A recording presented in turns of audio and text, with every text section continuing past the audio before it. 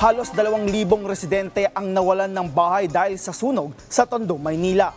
Problemado ang mga fire victim kung saan naman sila titira dahil relocation houses na pala ang nasunog. May detalye si Vel Custodio.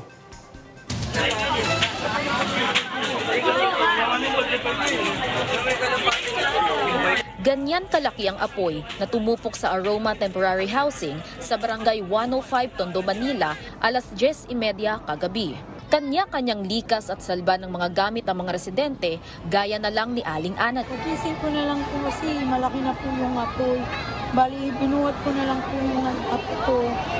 Wala po kaming nakuha kahit isang gamit. Sana po kahit konti naman po, bigyan po kami ng mga masusuot na damit. Inaburi ng sunog ang tirahan ni Lola Merina na nakahandusay pa dahil sa sakit na stroke. May sunog naman, bumaba kami. Anak ko, wala akong dala. Maski gamit, wala. Wala pa kung saan kami titira. Kung lumikas na ang karamihan, ang lalaking ito nagpaiwan pa. Sinusubukan pa niya kasing apulahin ang apoy sa nasusunog niyang tirahan kahit tabo na lang ang kanyang gamit. Nagbayanihan ng mga residente para umabot ang hose sa mga nasusunog na bahay. Ang fire truck na ito, binasag ang windshield ng isang residente. Pinaghahatak din ng mga residente ang hose ng bumbero. Sa sobrang busy namin, para makapenetrate kami kagad sa sunog, para maapula namin, ang nangyari may humihinging tulong. Tatay, yung anak niya na naiwan sa loob. So, ginagawa namin ng paraan para maligtas yung tao at mapatay agad yung sunog. Akala niya hindi kami gumagawa ng paraan. Sa inis niya, pinupok niya ng bato. Sana naman po, huwag po ninyong gawin to. Tumutulong po kami para po sa ating mga kababayan.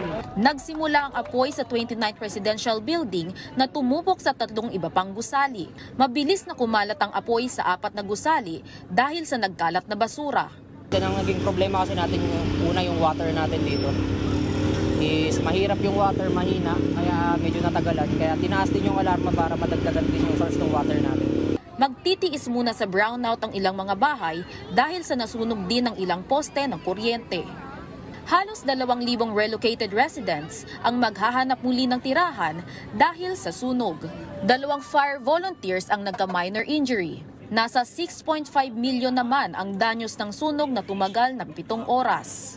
Iniimbestigahan pa ng Bureau of Fire Protection ang sanhi ng sunog.